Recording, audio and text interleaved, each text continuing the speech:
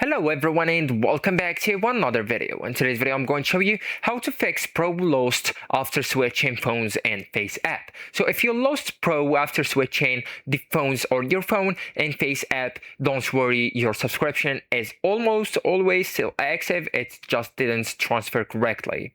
So this is a common Apple ID sync issue, not loss of purchase. So at first you will need just to make sure that you're using the same Apple ID, and that's the most important. So just go ahead on or with your phone to the phone's settings or device settings, and then tap on your name that you can find at the top of the settings.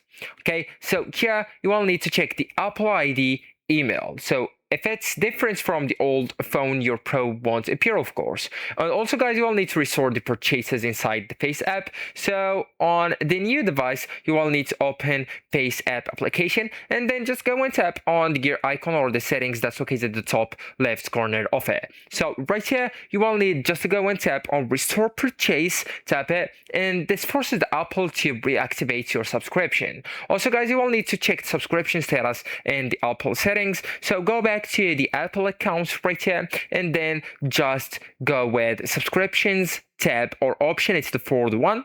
So once you tap it, here you will need to look for the FaceApp and it should be active. If it's not there, you're on the wrong Apple ID or the subscription is just expired.